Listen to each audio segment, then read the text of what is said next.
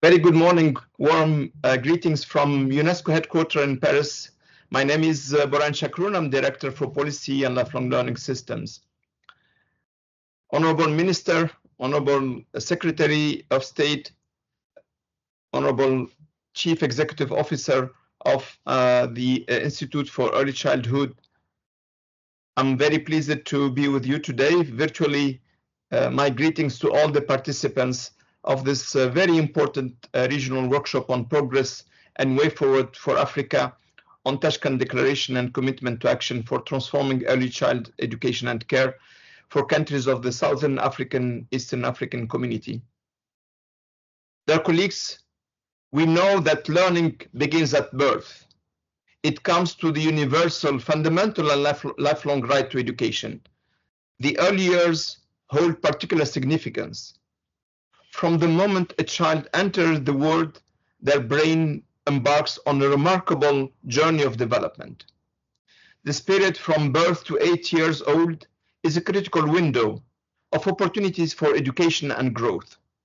It is during this time that the foundation for lifelong learning is laid, shaping the trajectory of an individual's future, both in learning but also in life.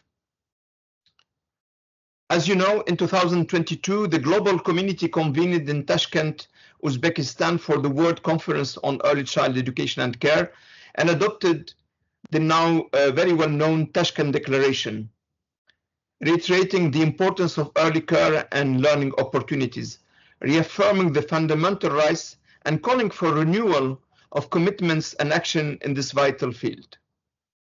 UNESCO's member states pledged, amongst others, to work towards allocating a minimum of 10% of their total education spending to pre-primary education.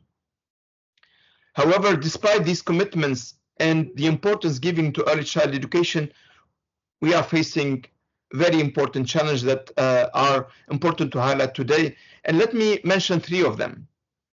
First, there is a sizable proportion of children that are not learning. An estimated 37% of the world's children, more than 300 million children, will not reach the minimum proficiency levels in reading by 2030. The UN Secretary General called it an education catastrophe and further set alarm on the twin crises of equity and relevance, calling for an urgent need to transform education to meet the 21st century needs and to achieve the SDG 4. A second challenge we have to address is to achieve a Sustainable Development Goal 4.2 by 2030, which aims to ensure that all girls and boys have access to quality early childhood development, care and pre-primary education by 2030. We must enroll more than 1.4 million children in early childhood care and education every year internationally. This is not a merely numerical target. It represents an urgent call to action to bridge the gap between aspirations that we have, the target on 4.2, and the realities on the ground and the gaps that we are facing. Third, I would like to mention that the importance of early child education, of course, is shared.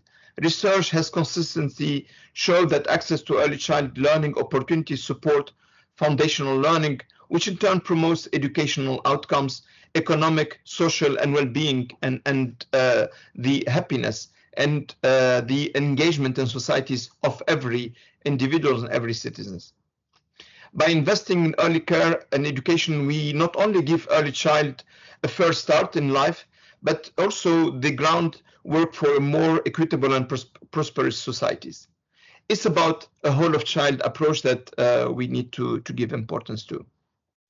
So, colleagues, we need to work together to ensure the readiness of every child to schooling, but it's not only about that.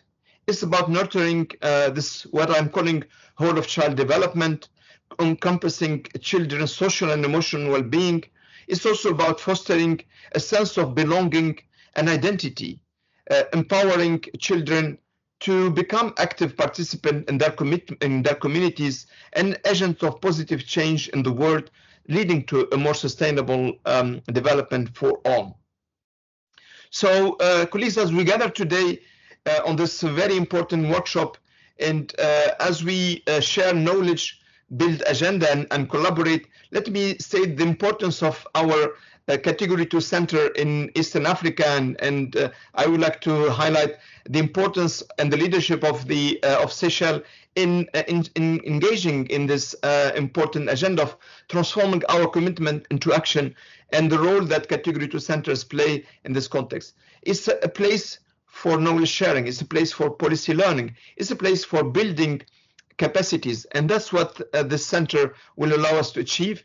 I would like to thank again the government of Seychelles for hosting Category 2 Center, thank the leadership of the center and the Institute for Early Childhood, and the CEO Shirley Shopi for her leadership and engagement, thank the government and the Ministry of Education and the whole government of Seychelles that is supporting, and welcome all the participants that are joining this workshop from the region today. And thanks also to my colleagues at UNESCO Nairobi and the headquarters, who are working hand in hand with the center, the Category Center, to advance our agenda and achieve our commitment that we have adopted all in Tashkent. I wish you a successful workshop, and we look forward to the results and the outcome of this very important event. Thank you very much.